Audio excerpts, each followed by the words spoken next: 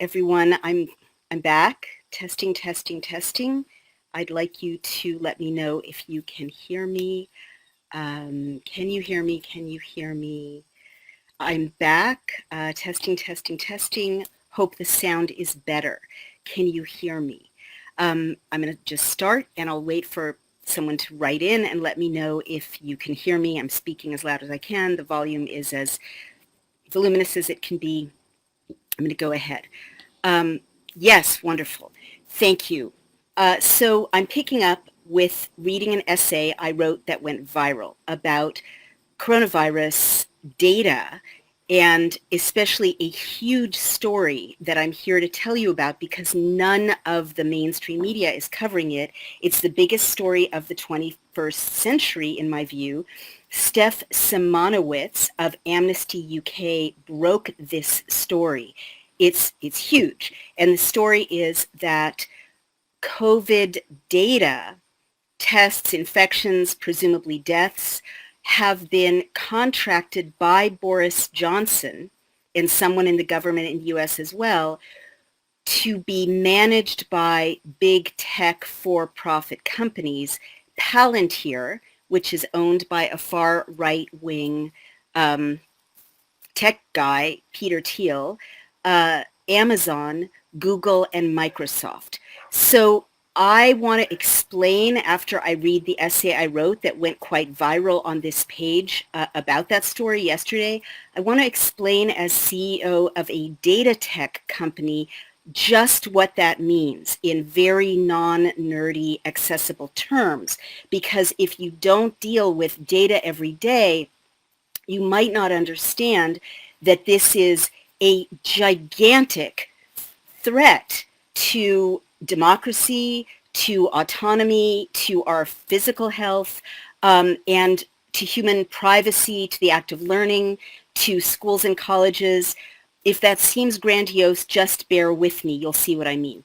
But what I want to say before I read the essay is please bear in mind that there can be a real crisis, but that policy making, and I say this as a former political consultant to Gore and to the Clinton campaign, policy making is not transparent. It's not A to B.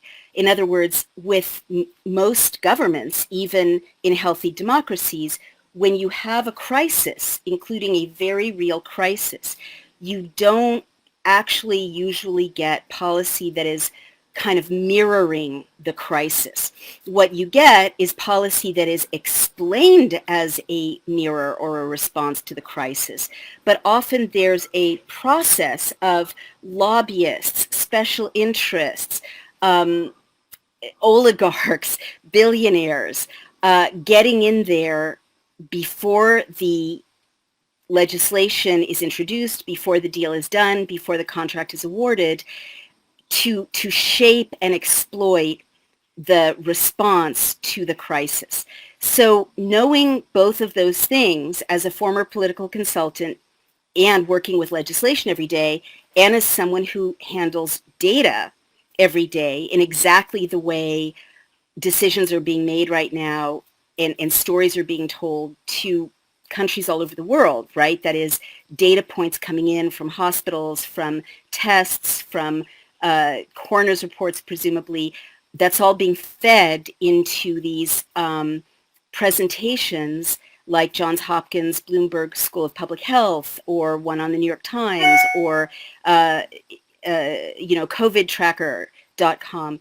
And huge decisions are being made on the basis of those. Policies are being made. So I want to explain to you in this, I want to read this essay, and then I want to explain to you how many thoughtful people in the tech world and in the policy world are realizing that in addition to being a genuine medical crisis, this is also a gigantic hack, basically. The policy is also an opportunity for every kind of human behavior that used to take place in private or in group settings like a town hall or a church, or in group settings like a classroom. All of that human activity doesn't benefit the tech companies because the data is not being captured and monetized, right?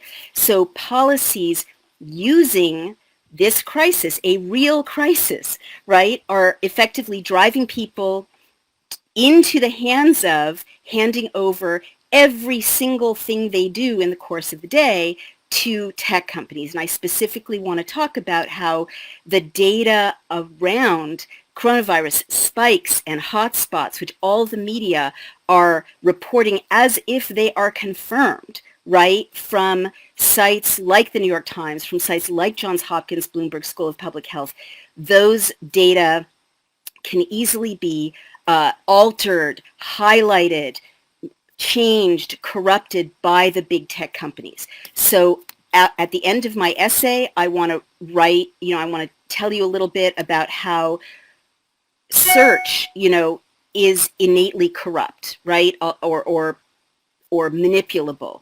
And that's why it's such a huge, big deal that Boris Johnson has contracted with Palantir, Microsoft, Google, and Amazon, and Health and Human Services has as well in the US, to manage and present our data, right? Because the headline I want to give you, and then I'll answer your questions and explain more about this at the end of the essay, is that you can tell any story on a digital site with data. You can tell any story and not even lie. And I'll go into more detail about how you can do that. But literally, people look at these websites, these data sites like Johns Hopkins, Bloomberg, as if it's the front page of a paper New York Times in which the reporter has confirmed the assertion that there are this many COVID deaths or this many infections in this place in this time period. That is not what a digital site is. And Palantir and Microsoft and Amazon, but even me with my tiny little data company, right? Anyone with a developer can take a data stream and manipulate it without even lying, or tag certain words in the search function, or tweak the algorithm, or shift data sets from one category to another, right? Like cough and fever to confirmed coronavirus, or, death to COVID death, without disclosing what decisions were made about that. And that moving around, which doesn't happen in public, right? It happens on what's called the back end of a website, or the back end of where the data is managed. That is invisible to users. So I guess the bottom line of what I'm trying to tell you is that when NHS data or Health and Human Services data about coronavirus was managed only by government agencies like the NHS or like Health and Human Services, they have legal obligations to not tamper with it in certain ways, to tell the truth, to have it be verifiable. Once it's been contracted to a for-profit third party like Palantir or like Amazon or like Microsoft or like Google, there are no such restrictions on how those third parties present the data to everyone else in the world.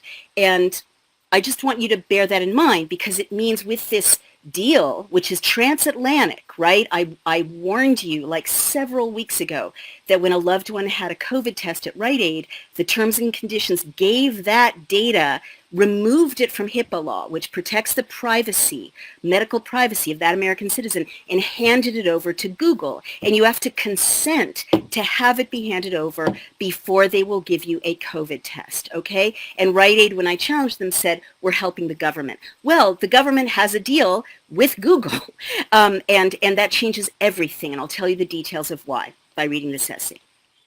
It's about an 8-minute read. A note from the wilderness and a pandemic. In very early March 2020, Brian, my husband, and I were in the South Bronx, where we'd recently moved. The pandemic hadn't really hit the U.S., but both of us were highly attuned to events around us. I'd been in the UK for Women's Day, March 8th, and Italy had recently gone into, quote, lockdown. Knowing that lockdown is a totally unprecedented step in a free society, as an essay I wrote on this page about the difference between historical quarantine and today's lockdown explains, I was braced for a spreading and unstable world situation. Though I had visits to make later in March in the UK, Brian said, get on a plane, there won't be flights, borders will close, and the UK is going to close down. I agreed with him, and I got on one of the last flights out. Once in Manhattan, we were attuned, like everyone, to the news. Brian has spent 11 years as a soldier, and I've spent my own share of time as a reporter or citizen in combat zones. So we often have similar instincts about when instability or the wrong kind of stability is on its way. The night that the New York City mayor announced that Broadway would close down, Brian and I piled what we could into his van and headed out of the city to a little ramshackle cottage upstate, you see it here around me, that I had managed to buy after 9/11 when I had a toddler and a baby and a haunting awareness of how fragile is a city connected to land via bridges and tunnels in a time of war. On our way out, we tried to scoop up various loved ones and promised them that the city would certainly close down. There would be a quarantine. Travel would be restricted. Bars and restaurants were full. But life was exciting. They understandably thought we were mad. We didn't expect to stay in the little cottage upstate, but during the first few days there, we got a call, pay attention, from an Apple employee. This was long before the pandemic was dominating every day's press conference, long before the mass flight out of the city by those who could manage to leave. An Apple employee and her family were looking for a place outside of the city. Now, this was early March, quote, for a month, maybe two, for, quote, a work project. I'd been Airbnb-ing the cottage, but after that call, Brian and I discussed what had emerged and came to the same conclusions. We let our apartment in the Bronx return to the rental market, sent movers to retrieve the possessions we'd left in great haste, and without packing, and essentially moved in upstate. We realized by about March 11th that it would be a long, dragged-out crisis, and that it would inevitably involve what I've been talking to you about here, shortages in the supply chain, mass unemployment, rent-based evictions, the death of small businesses, chaos in the cities, misery everywhere, and that always in emergencies and in what amounted to a war footing, though the enemy was a virus, some people had more and earlier knowledge of its dimensions than others. And as I've reported, Apple was one of the companies that had an early contract to, quote, track and trace coronavirus. I realized early on, too, with great sadness, that there would be a medical massacre in certain neighborhoods. I'd been sick in the South Bronx and written about it. It was no pandemic yet, but the local hospital had a man barefoot with ulcerating sores on his ankles preparing to head back out into the snow. And he regretted that the medic had to cut off his socks to treat his swollen ankles because, quote, socks are expensive. I wrote about the black market in single-use diabetic strips, the black market in single Pampers, the way allergy pills were sold from open boxes in pharmacies one by one. I wrote about the way there were bodies on gurneys in the hallway of the ER in the South Bronx not moving, faces covered on a normal day, quote unquote, not in any pandemic. Normal in the South Bronx was the pandemic. Where am I going with this? Brian and I are not prophets or especially insightful, but we saw what was coming, and those of you who follow me know that I was tweeting and telling you what was coming very early on because we've both spent time both in wars and in totalitarian societies. America is not used to totalitarianism, and it is not used to war conditions on the home front. So there is acculturation and shock for many people, understandably. But if you've spent time in war zones and in police states, of course, elites and technocrats have more intel when intel saves lives than do, quote unquote, everyday people, meaning everyone else. Of course, poor people don't get a whisper of the help that more affluent neighborhoods get. The shock in the New York Times over and over when Queens and the South Bronx died of COVID in greater numbers than the Upper West Side offends me to this day. How can you be human and not see that that would happen? The ordinary man there in the ER on an ordinary day did not have shoes in winter. The baby had a single diaper. The diabetic had a single insulin test strip. Then what? Everything that happened later was foreseeable. Our leaders just didn't want to glance ahead or tell us the truth. Of course, in a war context, when there is a battle for power, there will be disruptions in the food supply, fake news, propaganda, traumatic media images, warring narratives, class and race warfare, escalating crime, rage, and the wealthy creating new ways to separate themselves from everyone else. This is nothing new in most of the rest of the world. This is Argentina in the 1970s. This is Sierra Leone in the 1990s, when infectious diseases needing antibiotics cost too much to treat, when the medicines cost pennies. This is us heading in the direction of Gaza with curfews and militarized patrols. This painful new life for us in the West is life in much of the rest of the world, the one we could turn our back on through a crazy combination of luck and affluence. The sooner we start to think like survivors of war in a totalitarian police state, the better.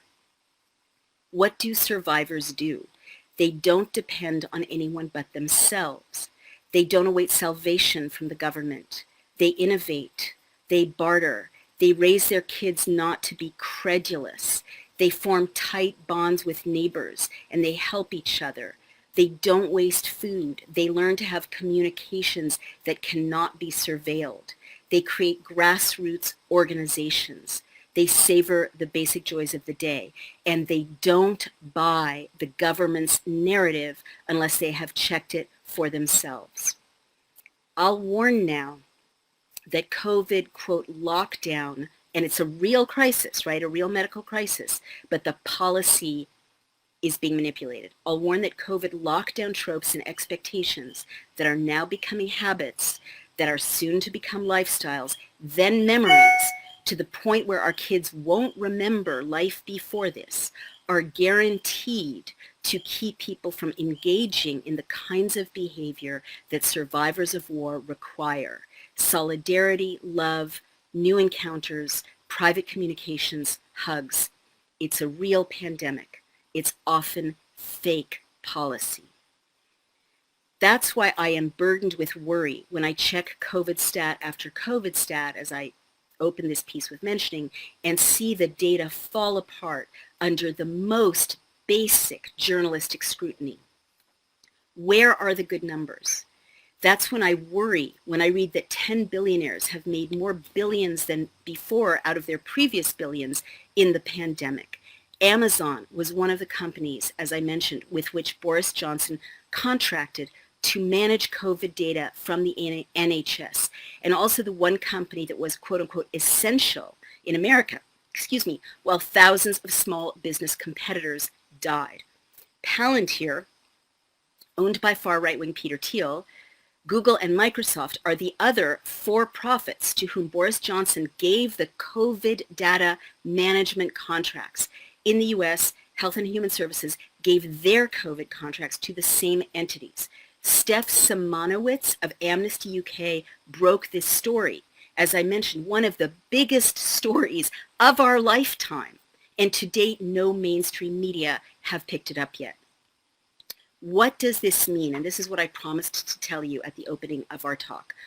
What does it mean that the contracts for managing COVID data of NHS, HHS have gone to these tech giants?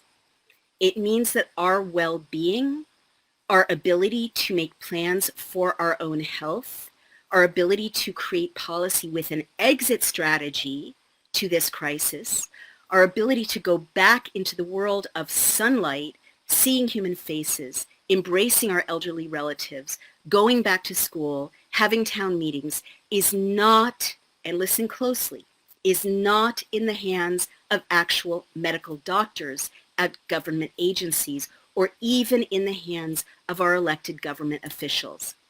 This data is now mediated by vast politicized for-profit big tech third parties with vested interests in dialing the data up. As I've described, you can do this without lying, right? Or dialing it down which digital platforms allow. And I am telling you that as the owner of a digital platform that brings data to citizens, okay? We don't do it, but it is so easy to do in such a way that they and their friends can hedge, short, or invest in economies that they can dial up or down, creating a context of legal insider trading for them and their buddies forever. So really listen to what I just said. And here are examples.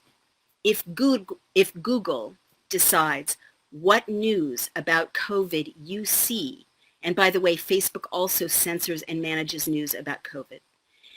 And if Palantir throws millions of bots and trolls, which is their business, and websites out of Albanian troll farms about COVID at social media, these companies can tell you any story they want about where we are with the COVID pandemic or the next pandemic or the next one. You can't check, right? Please listen. People who are gatekeepers are saying we're in the age of pandemic. Bill Gates said, well, if you don't listen to this pandemic, you'll listen to the next one, right? You can tell us that we're in a pandemic without any independent verification if you are one of these 4 tech companies which are now working in concert in managing the COVID narrative. If Microsoft, Palantir, and Google manage NHS and HHS COVID and test data, they can tell you anything they want about cases going up or down, hot spots, as the BBC just reported in Britain as they go into a new 6-month lockdown, right, with no verification, no sourcing. They can define cases how they wish.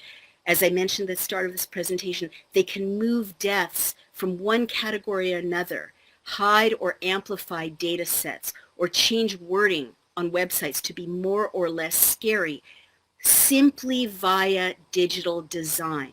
And I can explain this in more detail, but it is literally how you set up the data feed in the back end. You can lift out categories, you can hide categories, you can move data sets from one place to another, you can tweak search so some results come up and others don't, and no one on the user end, what's called the user interface of that COVID tracking website, which now all the news outlets are going to be reporting from, is going to see how this data was manipulated. But on the back end, if you have advanced knowledge of what's being dialed up, what's being dialed down, you and your friends can short or invest in economies that will subsequently be dialed up and dialed down. Thus, they can determine the near-term or maybe longer-term history, not only of nations, but of the globe. If Amazon is tasked with a UK-US government contract regarding COVID data, it can know when to boost supply chains with a nod when Amazon's buddies at Google and Microsoft and Palantir are dialing data up or down, thus killing off the rest of independent small businesses who don't have that luxury of knowing when everyone is going to be told to stay home and thus ordering goods from Amazon. And thus Amazon will gain all the market share of all those ruined businesses that are just the surviving ones struggling to reopen again, right? And in the next lockdown and the next, it'll kill them off, leaving no independent competitors except maybe Walmart to Amazon. And the West will have one company store.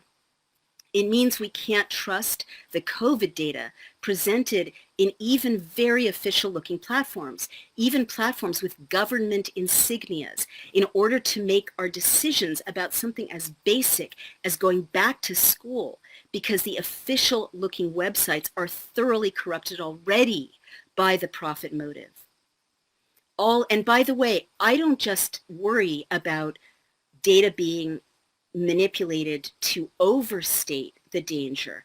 I worry about data being manipulated, as we've seen, to understate the danger. And here in the US, we've seen blue states overstate by moving categories like cough and fever into coronavirus. And we've seen red states understate by hiding deaths, for instance, as natural when they were probably caused by COVID. And that is totally politicized. All this does not mean it's not a very real pandemic, as I keep saying it is, but it is also a war on you. The virus is your enemy from the natural world, and the data managers are making war on your confusion and credulity and fear and need. The sooner you realize you are in a war and whom the enemies are, the sooner we will find a way to survive and at length create peace. But when you look at COVID data and when you read news and make decisions about your life, about the pandemic, which has now been thoroughly monetized, data which have now been thoroughly monetized with these gigantic big tech contracts, know that you are in the fog of war. So please, friends, please be calm, be inquisitive, be thoughtful, be careful, ask questions, check sources. As Brian says, investigate everything, and please be safe and well. So now I will go to the questions and see if there are any questions to me. So many. I think people are really just listening and absorbing, and saying, listen, desensitization, dehumanization. Jane Galloway says, so what are you suggesting? Stop with the fear. Do you have solutions? We are all ears. I mean, thanks for asking. I can't not tell you the truth. So I would love to stop with the fear, but I'm afraid. And I'm afraid as someone who deals with data streams every day. So first I have to explain to you what the threat is. And then I can tell you what I think are some answers. But it's a tough one. Humanity has really never faced anything like this. Before I do that, I just want to elaborate a little bit on what kind of prospects, like why would there be policies, for instance, that would, how can I put this? It is very likely medically necessary for people to, act like there's a horrible, real disease going on. I wrote an essay about how the kind of lockdown we're in right now is historically unprecedented, even with virulent infectious diseases like tuberculosis and smallpox and, fatal diseases, the Spanish flu. Whole societies have never been closed down in the West in free societies like this. That's something totalitarian states do. Definitely lives are saved when everyone is at home, but this has never happened before.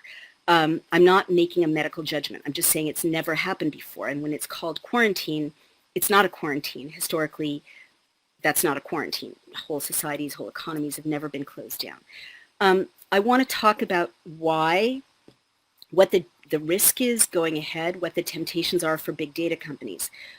When your child stays home and learns only digitally, when your child goes to school in a classroom, no one makes any money, right? Pearson and other, Houghton Mifflin, my former publisher, and other big data companies have been making money by creating digital curriculum.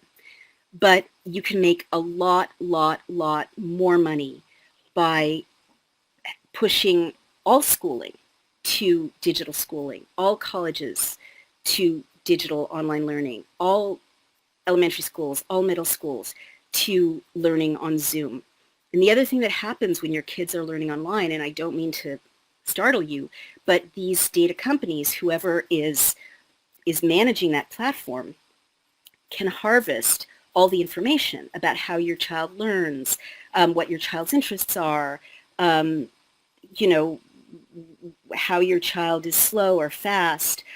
And can track your child digitally, for the rest of his or her life by then using that information to create a more and more sophisticated machine learning algorithm that will then follow your child as he turns into a teenager, she turns into a teenager and an adult, targeting him or her with ads or with books or, in more nefarious ways as the medical data is also absorbed by these big tech companies.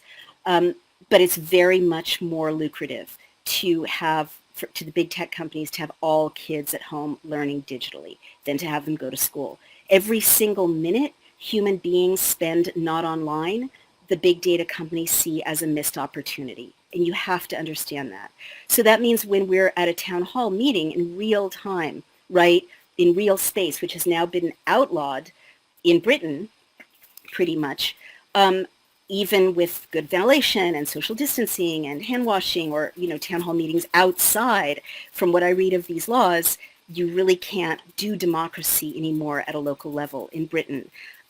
This is straight out of Netflix Social Dilemma. It is, and people have said it's out of Matrix, and I don't want to make those comparisons because I'm alarmed enough just looking at the facts. But if everybody is only forced onto Zoom to have a town hall meeting, then it means that everything citizens do can be monitored and surveilled in real time, and disruption can be engaged at citizens who are planning to interfere with any of the plans of the oligarchs who hold the data and their friends. I mean, one example from my life is that I live in this, bucolic area as of March, and there's a bill they're sneaking through I think they're sneaking through to rezone everything so that it's suburban and has huge, event spaces and parking lots and terrible things. But the people around me don't know. And one reason they don't know is the coronavirus pandemic. We can't congregate. And so all of our access has been digital, and it's easy to hide information like a public notice when you're just getting email from the town hall instead of a letter or a poster up on, outside the grocery store where everyone goes. And so a lot of people aren't aware of it, and there's a Zoom meeting rather than an in-person meeting to object to this. But every single person who objects will now be kind of owned. Their objection will be owned by whoever holds that data. And also it's much, much easier to hide what's really happening. I can't stand outside the town hall and leaflet because of coronavirus, right? I can't tell my neighbors face to face. So it's much easier to get around basic democracy. So the other thing is Amazon. I mentioned that Amazon made billions and billions of dollars in the pandemic. And here in New York State, what I see is legislation using the coronavirus pandemic to benefit these big tech oligarchs and other oligarchs. But specifically, Amazon and Walmart were called essential services. And mom and pop stores, which arguably are less dangerous because fewer people are going in at a time, right? You don't have Amazon workers getting sick in giant warehouses.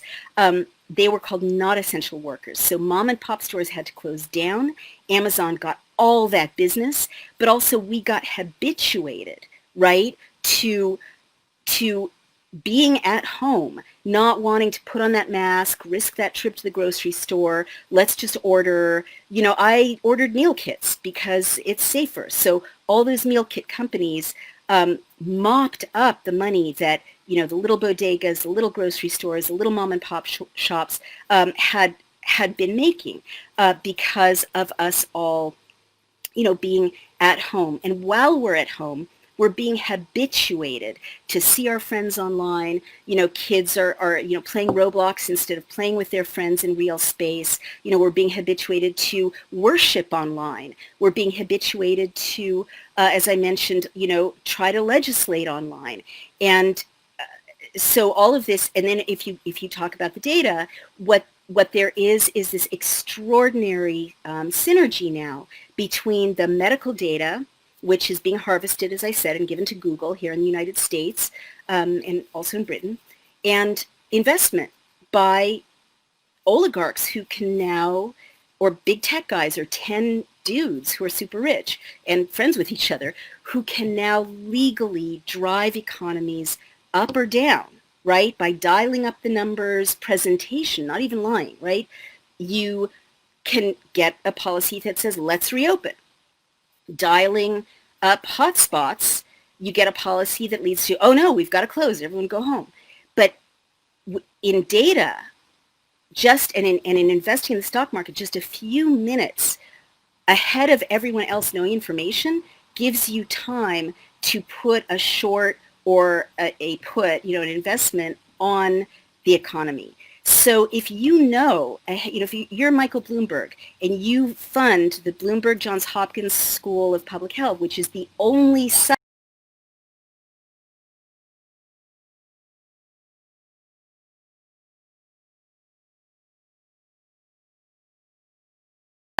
that most U.S. media are listening to and reproducing and they won't disclose their data sets, right? And someone leaked the data sets to me, and only 6 states are reporting. They're super incomplete if that's a real leak. But basically, if you're Michael Bloomberg and you know 15 minutes from your executive director at the Johns Hopkins Bloomberg School of Public Health that they either found or are highlighting spikes, across the Southeast, you are going to make a bet on policy that will drive people home in the Southeast, right? And you can do that over and over. And so pay attention to the fact that 10 billionaires made $30 billion since the pandemic. How do you do that? How do you do that? Unless you're Amazon, right? What are they selling that people need, except Amazon? Not necessarily anything. They may have known early to invest in telecom platforms of distance learning. They may have known early to buy Amazon stock. They may have known early to short the economy. And this is happening globally. So basically the confluence of medical data going to these 4 gigantic companies and their ability to invest in the stock market and drive policy by exposing or dialing up or dialing down results that are not verifiable, so we can't even tell if they're real results, right? That creates this feedback loop where the whole world is now turned into a legal insider trading money machine where they can close and open economies, dictate people's behavior, drive people home, having already invested in the tools they need if they are at home, harvest their data kind of eternally. And it's not illegal. They won't go to jail.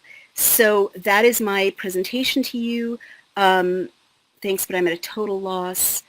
Lots of people are saying things. I think that I should stop there. It's a lot of information.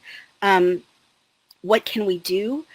Well, number one, all of you need to demand that the data sets always be disclosed and linked to any statement about coronavirus deaths or infections in any news that you consume. And you need to subscribe to real newspapers and invest in that instead of getting free news, which is very easy to manipulate. And you should then threaten the publishers with canceling your subscription unless they link the actual data sets. And you should ask questions constantly. Call the newspapers, call the BBC, call CNN and say, where are the data sets? I want to check the data sets. What is the source? And if enough people demand that, then publishers are under fire and they realize that people are knowledgeable enough to know that they need to share the data sets. What else can you do? You have to insist that you will vote out of office any politician who sells medical data to anyone, and that all reporting on any pandemic has to come only from the NHS, unmediated by any other agency. No other hands can touch it. Same thing with the HHS. It can't flow through any third parties. That's what you can do, and you can lobby for that with your representative. The other thing you can do, and we're here to help, but it's very difficult, is you need to really understand the laws that are being passed right now, because parliaments and congressional processes are being dismantled under the cover of coronavirus and people being home. It's happened as a test case in Australia, I believe. Australia is the petri dish for dismantling an advanced democracy. It's happening now in Britain with the Coronavirus Act, which I read to you in March, as you recall, and I warned you this postpones elections, in some cases till 2030. And that was at the very beginning of the pandemic. We didn't know how it would play out.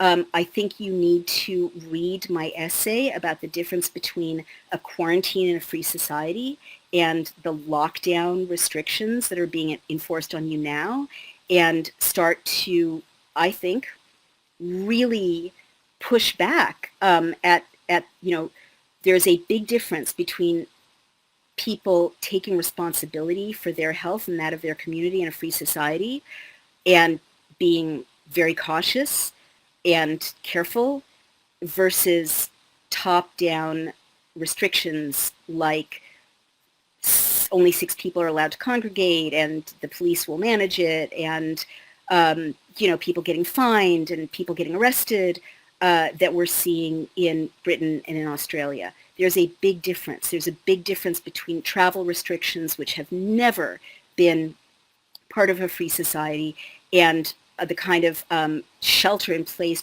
draconian restrictions we're seeing now. This is not medical advice, right?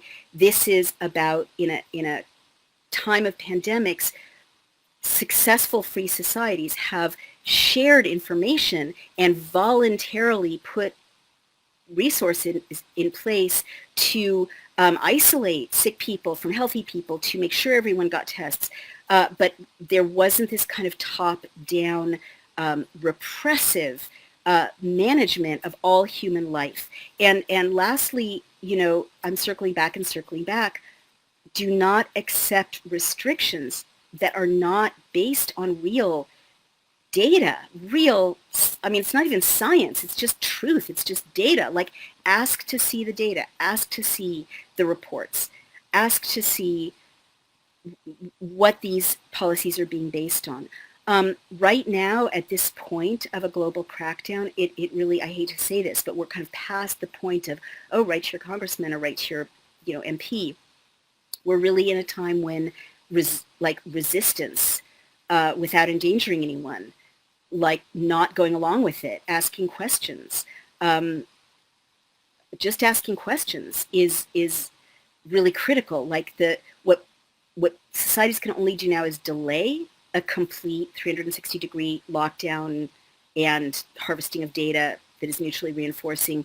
You can delay by demanding due process, basically. If you're going to, pass a bill, everyone has to read the bill. If you're going to have a policy to have police out there, you make sure that you know how to have an election, which has been postponed, right, with the coronavirus bill, so people in power know that they might lose their office pretty soon if they follow that road. Demanding accountability of journalists, demanding on social media that if influential people post COVID data without real sourcing, like linking to the data or confirming the sourcing, that's not acceptable. Okay, Romani Aitken Wong says, I'm from Australia, living in Victoria. I'm so worried about Victoria. In one of the longest lockdowns in the world, we had a curfew for 9 weeks, 8 p.m. to 5 a.m. Protest has been outlawed, with police and riot gear outnumbering concerned citizens 5-1. We are not allowed to go more than 5 kilometers from home. We have to wear a mask while on our own on a walk, even if there is no one around for hundreds of kilometers. Victoria, I am really sorry. None of what you're describing is, when there was a tuberculosis outbreak, when there was a swine flu outbreak, when there was HIV, running rampant through the communities of America, certainly,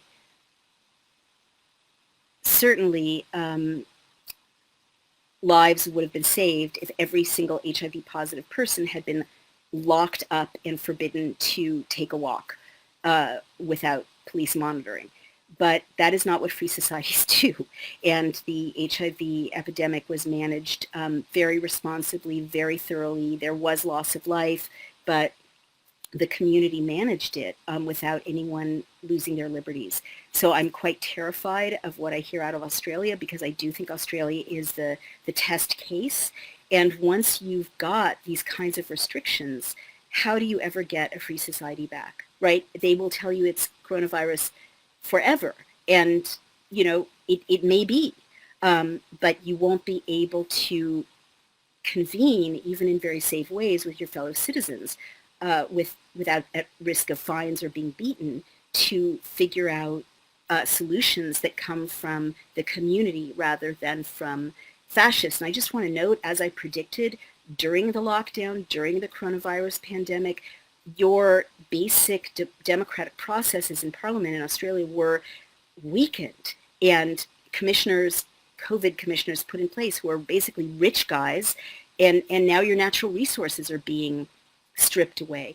So I don't have all the answers. And Romani Akinwong says, I should add we had 15 cases yesterday in a state of 6 million. To which, a lot of people are saying, it's great, Victoria only has 15 cases.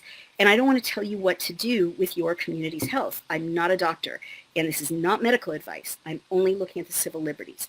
But I would say, one smart 20-year-old said recently, like, what's the exit strategy? What's the end game now? When we were first locked down, we were told we had to flatten the curve so hospitals could manage the flow of patients. Now it seems like not until there is never again any coronavirus infection ever anywhere will we have life without these restrictions, or worse. And if that is the new metric, communities really need space, lawfully and without surveillance and beating, to discuss that, because literally no other infectious disease has ever been treated that way. Like, oh, there's, ever, there are dangerous forms of, this or that infectious disease. Polio wasn't treated that way, right? And it was crippling people.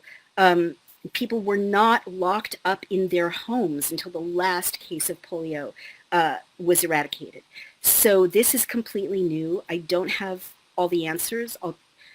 I've thought deeply about it, and I think I'll just show up every single day to tell you what I see and give you my best analysis, and hope that all the smart people thinking this through will begin to take action. I really trust democracy, and I trust freedom of speech, and I don't have all the answers. I literally have been warning and writing about closing democracies since 2007, as those of you who follow my work at the End of America know.